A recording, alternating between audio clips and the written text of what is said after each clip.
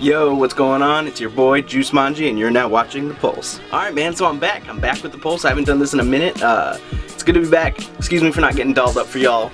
You know, this is Big Husband Maine at the end of a long day at work. Just happy to be sharing this shit with you. You know, you've come into my home, we're kicking it. You know, I got a beer for you. You know, we're just gonna shoot the shit as if you came into my crib. So yeah, I didn't get all dolled up or throwing a fit or nothing. You're just seeing Big Husband Maine. Ain't got a lineup in a minute, just looking haggard, looking like I've been working hard, which is what I've been doing. I haven't been doing The Pulse not because I didn't necessarily want to do it, just because I felt it was getting a little stale. So, you know, just took a break from it. Now excited to be doing it again, and let's get into it. Alright, so first things first, let's talk sports. Last time we spoke, it was the beginning of NBA free agency. A lot has changed since then. You know, now we got LeBron and Kevin Love joining up with Kyrie Irving in Cleveland. I think that makes them the best team in the East. You know, I think the Heat will still be in the mix, but I'm gonna have to go with this Cleveland team. I don't think they're gonna be good enough to fuck with the top teams out west. All right, NFL is heating up. The Browns elected to have Brian Hoyer be their Week 1 starter. From the standpoint of the Browns being a competitive team, I don't disagree with it. From the standpoint of developing Johnny Manziel, I think it's a head scratcher because, you know, I mean, this is just a judgment on my part, but I don't see Manziel as the kind of guy who's going to really bury himself in the playbook and get. I think the way Johnny Manziel stands to improve most is with getting reps and getting playing time. So I think it's a little bit curious as far as you know, are they doing what's best for winning games, or are they going to be doing what's best for developing their franchise quarterback? So you know, we'll see. I'm sure that they've given it a lot of thought.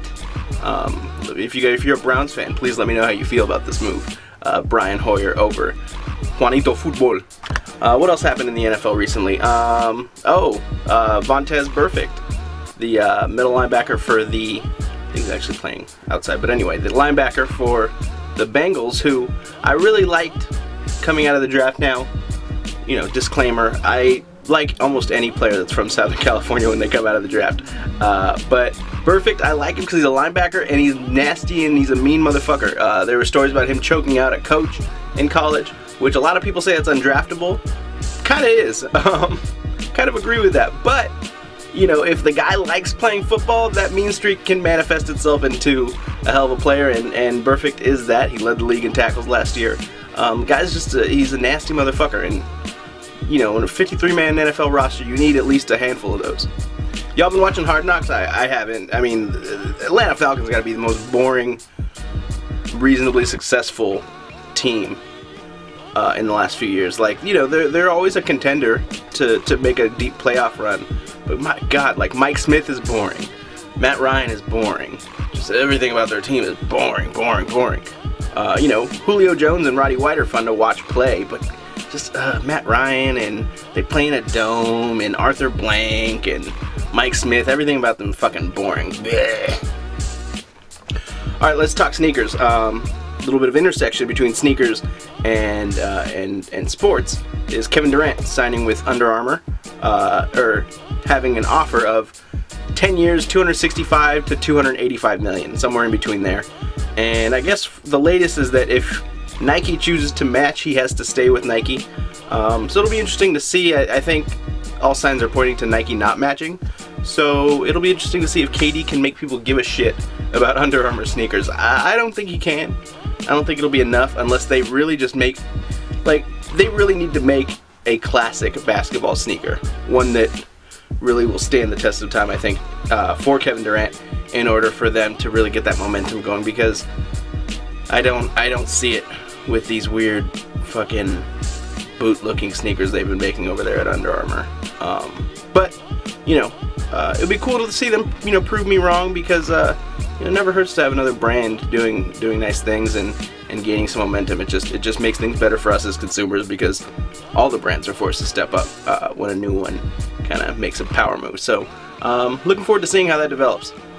I don't know about y'all sneaker wise, but I cannot wait for this August and first half of September to be over. This has been a brutal summer of releases. A lot of dope releases. You know, in 2 weekends. So the weekend of the 30th, we got the Ronnie 5-pack, the Rose Gold, and the Sage Gel Light 5. I am eagerly awaiting those. You guys know I'm a big Ronnie fan, but apparently between the two shoes he has 10 different materials. And me being a materials junkie and a Ronnie fan, and those colors are just dope, looking pretty good. This weekend, this current weekend coming up, we got, I guess we got the supposed drop of the Wimbledon AirTech Challenge 2 on Nike Store. We got the Kobe EXT Mid, which is very nice, that black leather shoe. I will not be copying because I have enough black leather and gum sole shoes, but very, very nice looking shoe. I'm looking forward to seeing what other EXT stuff they put out on the Kobe 9. And what else is dropping? Any J's? I don't really know, but you know, this coming following weekend, and also the Cali SB Dunks that following weekend. Yeesh! And then 2 weeks after that, the LeBron's, the one that everybody's been waiting for. We'll see how that plays out. I'm not really feeling this fucking Nike countdown clock shit. I haven't really gotten that down yet, but I got some time. Talking music. Only thing I want to talk about, only thing that is even worth talking about, is that new Action Bronson single, Easy Rider, produced by Party Supplies, the producer who collaborated with him on the Blue Chips tapes.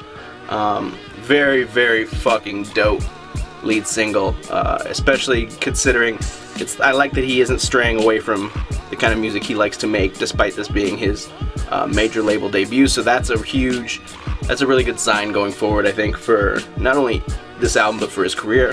And the video is just dope. It's called Easy Rider. I don't know if you guys are familiar with the movie Easy Rider.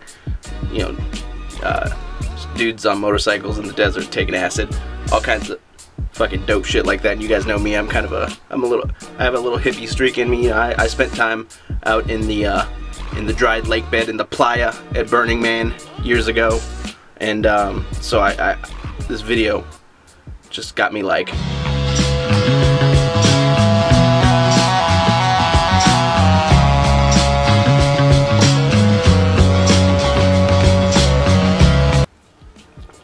so if you haven't listened to the record or watched the video, check it out. I'll have a link in the description to the video. Very, very dope visually. You don't see a lot of rap videos like this. Well, you don't see any videos really that often anymore, but it's nice. This is just what I love about Bronson. He's familiar yet different. You know, he has the Ghostface comparisons. You know, he has that kind of throwback New York sound, but he has his own twist on it. It's something familiar yet new at the same time, which is, you can't ask much more than that, especially when it's done as well as he does it. So yeah, check that out, Easy Rider, Action Bronson. I'll have a link to the video in the description, and let me know what your thoughts on the video are, and if you're looking forward to the album, Mr. Wonderful. I think it's coming out this fall, so let me know what you think about all the topics we discussed in the comments or on Twitter at Juicemanji. And if you aren't already subscribed, hit that subscribe button, please. I really appreciate the support. And go ahead and hit that thumbs up button if you enjoyed the video. Thank you guys so much for watching. It's very good to be back. Very good to be doing the Pulse with you guys, and look forward to the chat, to the chopping it up. And I will catch you on the next vid. Thank you so much for watching. Peace.